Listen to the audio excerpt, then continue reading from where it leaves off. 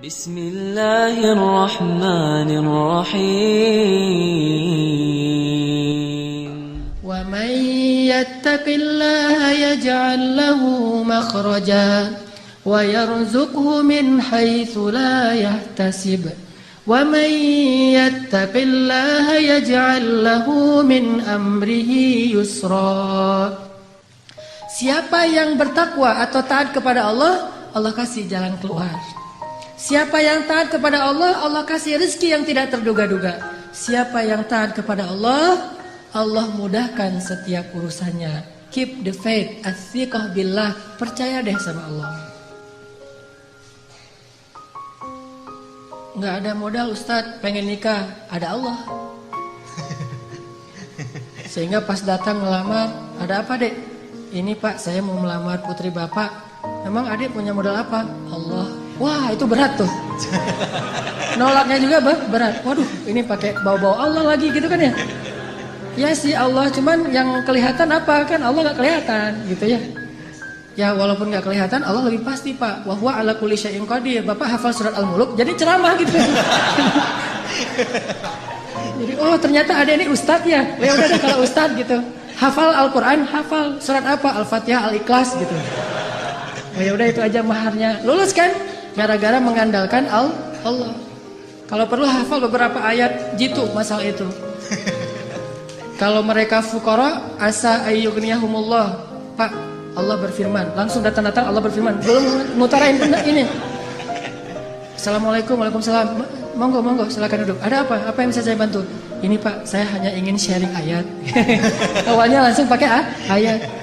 Allah berfirman, kalau mereka fakir, Allah yang akan memberikan mereka kecukupan.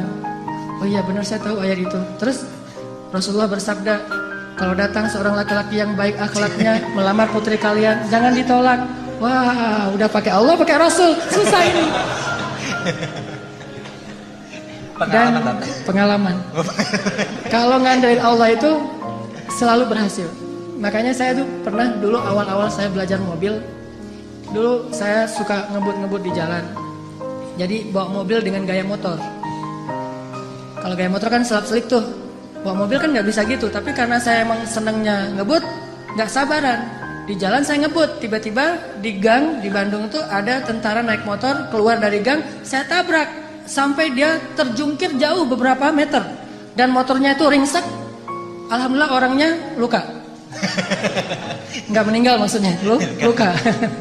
Lalu dia pakai baju dinas kan? Alhamdulillah saya juga pakai baju dinas ustadz. Pakai jubah, pakai sorban saya mah dulu.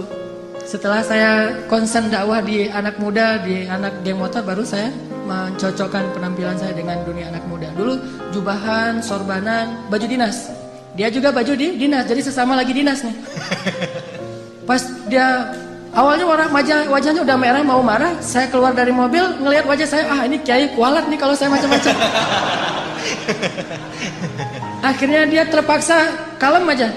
Aduh maaf saya nggak sengaja ngelihat tiba-tiba keluar dari gang. Oh ya nggak apa-apa, saya mah dinas di situ di Baros, itu salah satu kantornya di Baros saya dinas. Ya saya juga lagi dinas ke masjid. Mau ngajar ada pengajian sore ini. Oh ya udah nggak apa-apa Pak Ustadz nggak apa-apa gitu. Udah aja. Ini gimana nih motornya? Nah gampang nanti saya suruh orang untuk ngambil motornya. Udah alhamdulillah saya ganti rugi dia nggak mau selamat. Kenapa? Pertama mungkin ya karena Allah masih ingin menyelamatkan saya dari suatu musibah. Bukan karena kebaikan saya tapi karena kemahagungan Allah. Dan di sisi lain mungkin salah satu rahasianya saya baca doa safar sebelum keluar. Soalnya ketika saya beli mobil saya nggak mau pakai asuransi. Sehingga karena nggak pakai asuransi doa safarnya lebih serius. Kalau pakai asuransi kan tenang ada asuransi.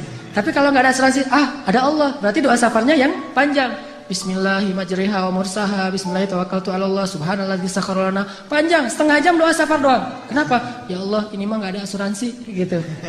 Jadi karena enggak ada asuransi doanya lebih serius. Kalau ada asuransi, ada TLO, ada all risk kan gampang, ntar tinggal diklaim. Intinya karena ngandelin Allah, Allah mudahkan urusannya. Selalu kayak gitu. Kalau melakukan sesuatu karena Allah, selalu Allah mudahkan. Tapi kalau kita tidak melibatkan Allah, bara'atum minallah, Allah berlepas tangan. Dan kalau Allah berlepas tangan, siapa lagi yang bisa memudahkan selain Allah Subhanahu wa ta'ala? Libatkan Allah. Ada seorang sahabat datang ke Nabi. Dia bilang gini, "Ya Rasulullah, anak saya ditawan sama musuh." Ternyata anak dia itu ikut berjihad dan ketangkap sama musuh, ditawan. Dan musuh minta tebusan sekian ratus dinar, kalau nggak ditebus akan dibunuh. Dan waktu itu sahabat-sahabat yang kaya banyak yang lagi di luar kota juga lagi diutus untuk dakwah dan jihad. Sehingga tidak ada sahabat yang bisa membantu laki-laki ini. Rasulullah juga nggak punya apa-apa, nggak punya harta. Dia datang kepada Rasulullah, "Ya Rasulullah, anak saya ditawan, minta sekian ratus dinar. Kalau saya nggak menebus, nanti anak saya akan dibunuh. Gimana ini ya Rasulullah? Dia hanya memberi waktu saya 1 hari sampai besok." Kemudian Rasulullah mengatakan, "Ya wahai Bapak, ya Syekh, perbanyaklah mengatakan la haula wala quwata illa billah." "Oh gitu, ya Rasulullah?" "Ya gitu." Akhirnya dia pulang, nggak ngomong, "Ya sih, la haula wala quwata illa billah." Tapi yang lain nggak ngomong kayak gitu. Udah aja kalau Allah bilang la haula wala quwata illa billah, hasbunallah wa ni'mal wakil, cukup Allah. Jangan bilang cukup Allah lalu ada kalimat tapi. Hasbunallah sih, cuman. Nah ini nggak hasbunallah, karena hasbuna itu tidak ada cuman. "Oh gitu ya Rasulullah." Gitu. Udah dia pulang, la haula wala quwata illa billah, la haula wala quwata illa billah. Sampai di rumah istri nanya, "Pak, gimana tadi sama Rasulullah? Udah dapat belum pinjaman untuk menebus anak kita?" "Udah dapat, Mah. Ini luar biasa." "Apa?" "La haula wala quwata illa billah." "Oh gitu, la haula wala quwata illa billah." Berdua tuh, suami istri soleh-soleha, sama-sama athiqah billah, sangat keep the faith.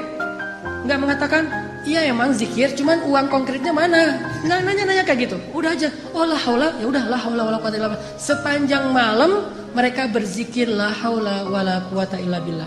Tiba-tiba waktu subuh ada yang ngetuk pintu rumah, tok tok tok, "Assalamualaikum." Terdengar suara anak laki-lakinya, pas dibuka benar anak laki-lakinya pulang dalam keadaan selamat. Dan ternyata di luar suaranya berisik, banyak suara kambing. Pas dilihat, itu apa itu? Kambing, lebih dari 100 ekor. Kemudian ayahnya bertanya, "Apa yang terjadi? Bagaimana kamu selamat dan membawa banyak kambing?" Kata laki-laki ini, "Semalam tiba-tiba ada seorang laki-laki yang berbaju putih, orangnya ganteng sekali, wajahnya bercahaya, datang melepaskan ikatan saya. Dan tiba-tiba waktu itu semua prajurit yang mengawal saya, yang menjaga saya itu tertidur pulas, sama sekali tidak terbangun. Sehingga saya bisa dilepaskan. Dan bahkan bukan hanya bisa menyelamatkan diri, tapi malah bisa mengambil ghanimah, membawa lebih dari 100 ekor kambing." Bayangin, kambing 1 ekornya aja udah berisik ya. Gimana 100 ekor? Berisik gak sih? Berisik banget kan ya? 100 ekor kambing yang berisik, yang lagi dibawa sama anak muda ini, tidak membangunkan prajurit penjaga yang lagi tidur. Ini qadarullah. Sehingga akhirnya dia selamat dan bahkan dapat ghanimah lebih dari 100 ekor kambing. Dari la haula wala quwata illa billah. Bukan berarti nggak ikhtiar. Kalau ikhtiar kita udah mentok, udah maksimal, jangan menyerah, jangan berhenti, karena selalu ada harapan di sisi Allah Subhanahu wa taala. Tidak pernah selesai kalau kita berserah diri kepada Allah. Selalu ada harapan. Ada lagi kisah di zaman Nabi Musa. Suatu hari Nabi Musa nanya kepada Allah. Kan Nabi Musa ini julukannya, panggilannya Kalimullah, orang yang bisa ngomong langsung kepada Allah. Jadi kalau ada butuh apa-apa Nabi Musa mah tinggal miss call Allah. "Ya Allah," langsung Allah ngangkat. "Ada apa Musa?" gitu. Kayak kita telepon gitu ya. Nggak bisa ngelihat langsung, tapi bisa telepon langsung. Begitu Nabi Musa calling, langsung Allah, "Ada apa Musa?" "Gini ya Allah, saya pengen nanya." Jadi Musa sering ngobrol sama Allah. "Nanya apa?" "Saya pengen tahu di antara umat saya itu siapa yang paling rendah kedudukannya di matamu? Yang paling levelnya paling rendah." Kata Allah, "Itu tuh laki-laki seorang kakek yang buta, yang dia itu masbuknya istiqomah banget dalam sholat." Paling istiqomah dalam masbuk. Gak pernah dia sholatnya tepat waktu, pasti masbuk. Ini orang yang paling istiqomah di zaman Musa. Istiqomah dalam kemasbukan. Asal ada sholat, dia pasti paling belakang, datangnya menjelang salam. Jadi kalau ada yang taruh sendal paling belakang itu pasti dia. Kalau ada salam yang kemudian nanti berdiri lagi, pasti dia. Orang yang selalu masbuk, orang tua buta. Oh, itu orang yang paling rendah. Nabi Musa nyari mana? Oh, si kakek itu yang paling rendah nilainya di mata Allah. Setiap hari dilihat dia masbuk sampai suatu hari ketika selesai sholat orang itu udah nggak ada. Nabi Musa telepon Allah. Allah, Musa ada apa? Itu si kakek kemana? Kok nggak datang-datang? Kata Allah, dia sudah meninggal dan sekarang ada di dalam surga. Nabi Musa heran, ya Allah, gimana ceritanya tuh? Kakek yang nilainya paling rendah, yang gak ada apa-apanya, yang masbuk sejati, tiba-tiba masuk surga sejak dia meninggal. Apa yang terjadi ya Allah? Allah bilang, ya Musa, suatu hari ketika kakek ini keluar dari masjid, dari tempat ibadah, dia jalan kemudian kesesat, gara-gara dia buta, sampai di sebuah tanah yang lapang. Dia menemui seorang laki-laki, kemudian dia bertanya, saya ada di mana sekarang? Laki-laki itu mengatakan, ini kamu sedang berada di tanah lapang, di sebuah lapangan, di sebuah alun-alun. Kemudian kakek ini mengatakan, tidak, sesungguhnya rahmat Allah lebih luas daripada segalanya. Kamu berada di tanah yang luas? Kata dia, tidak, rahmat Allah yang lebih luas. Hanya karena itu, kemudian Allah mengatakan, wahai Musa, sesungguhnya rahmatku mendahului kemarahanku. Sehingga dia masuk surga hanya dengan kalimat, sesungguhnya rahmat Allah lebih luas. Makanya kalau kita nge-tag Allah, nge-mention Allah, libatkan Allah dalam urusan kita, selalu beruntung. Bayangin sekedar mengatakan subhanallahi wa bihamdi subhanallahil azim, langsung Allah sediakan pohon-pohon kurma yang sangat banyak di dalam surga. Begitu kita baca la haula wala quwata illa billah, Allah sediakan kunuz, harta yang ditaruh di dalam sebuah box yang sangat besar, disimpan di bawah arasy Allah Subhanahu wa taala. Mudah sekali. Karena kalau kita melibatkan Allah, yuridullahu bikumul yusra wala yuridu bikumul usra. Salah kalau orang bilang, aduh gak usah bawa-bawa Allah lah, jadi susah. Enggak. Justru kalau kita bawa-bawa Allah jadi mudah. Karena Allah itu pada dasarnya pengen memudahkan kita, enggak pengen nyusahin kita. Yuridullahu bikumul yusra wala yuridu bikumul usra. La yukallifullahu nafsan illa wus'aha. Sampai ketika turun ayat ittaqullaha haqqa tuqatih, bertakwalah kepada Allah sebenar-benar takwa. Para sahabat kemudian ngeluh, ya Rasulullah kami gak sanggup kalau sebenar-benar takwa. Terus gimana? Turun lagi ayat di surat At-Taghabun, fattaqullaha mastata'tum. Kalau gak bisa sebenar-benar takwa, ya udah bertakwa semampu kalian aja. Coba lihat, Allah memudahkan urusan hambanya. Sehingga kalau kita melibatkan Allah, maka insya Allah Allah akan memudahkan urusan kita. Kisah lagi, mungkin ada 2 atau 3 kisah lagi, bukti bahwa kalau kita melibatkan Allah itu mudah. Ada seorang nenek di zaman Nabi Musa, sudah menikah sekian puluh tahun belum dikaruniai anak. Datang kepada Nabi Musa, ya Nabi Allah, ada apa nek? Saya mau minta tolong. Ya, saya itu udah nikah sekian tahun, kemudian namanya menjadi Mekah. Akhirnya Ibrahim bilang ke Hajar, Hajar, yuk kita hijrah gitu. Hijrah kemana mas? Hajar gak nanya-nanya hijrah kemana, udah aja, oh hijrah, ya sami'na wa ata'na.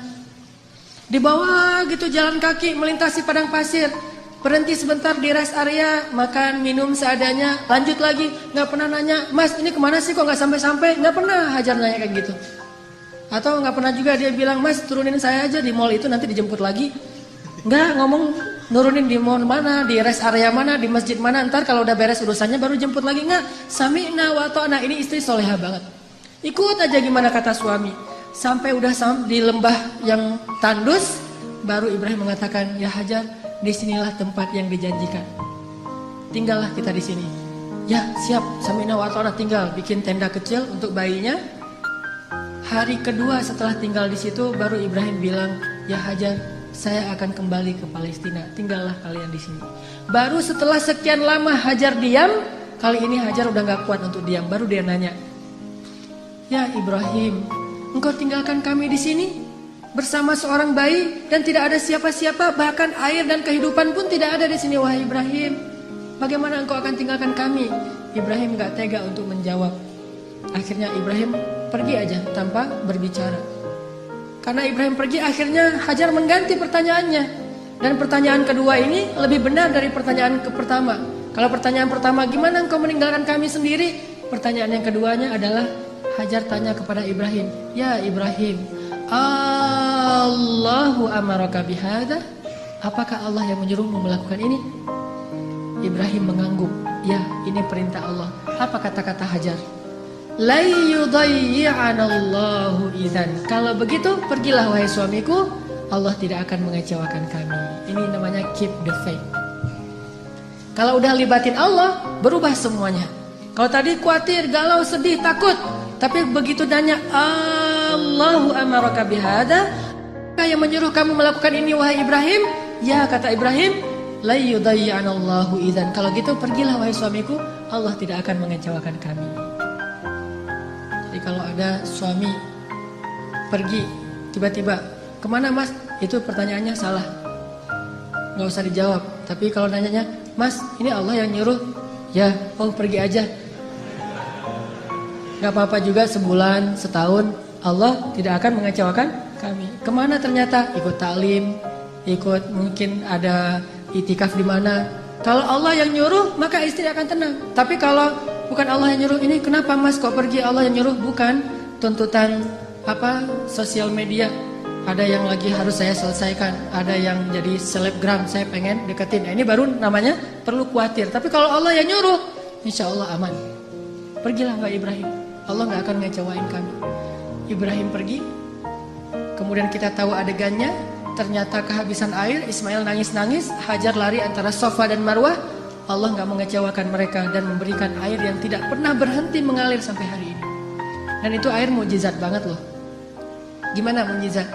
Kalau lagi banyak jamaah haji atau umroh di Mekah, air itu tidak akan kekurangan. Setiap hari orang minum air Zam-Zam. Kalau saya lagi umroh tuh, selain minum, bahkan setiap hari dibawa dalam botol aqua. Kita kalau pergi ke masjid itu bawa botol aqua kan ya, terus ngisi air Zam-Zam. Di dalam hotel kita nggak pernah minum air aqua dari hotel, selalu minum Zam-Zam yang dibawa dari masjid. Bayangin, dalam sehari 5 kali orang membawa air Zam-Zam setiap waktu sholat, dan jumlah jamaahnya itu bisa sampai 3 juta kalau musim haji. Lalu ketika mereka pulang, mereka membawa minimal 5 liter air Zam-Zam di seluruh dunia, sebanyak 3 juta orang. Air Zam-Zam tidak mengering, keluar sebanyak-banyak yang dibutuhkan. Tapi begitu haji selesai, umrah belum dibuka, Mekah sepi. Tidak ada yang umrah kecuali orang lokal saja. Paling-paling ratusan orang, tidak sampai 1000 orang. Tapi walaupun yang datangnya sedikit, yang minumnya sedikit, air Zam-Zam tidak membanjiri kota Mekah. Ini namanya berkah. Kalau butuh banyak keluar banyak, kalau butuh sedikit keluar sedikit. Bukan pas butuh banyak airnya putus, atau pas butuh sedikit airnya jadi banjir, soalnya biasanya keluarnya banyak. Enggak kayak gitu Zam-Zam, sangat berkah. Dan itu gara-gara kata Hajar, la yudayyi'anallahu idzan. Allah enggak bakalan ngecewain kami. Maka teman-teman, ayo kita belajar melibatkan Allah dalam urusan kita. Ada masalah dikit, oh serahin sama Allah sambil berikhtiar. Tapi jangan bergantung kepada ikhtiar. Ikhtiar hanya sebuah kewajiban kita yang diperintahkan Allah. Tetapi hati kita tidak boleh bergantung kepada ikhtiar. Hati kita bergantung di langit kepada Allah Subhanahu wa ta'ala. Andalkan Allah, maka kita tidak akan kecewa insya Allah.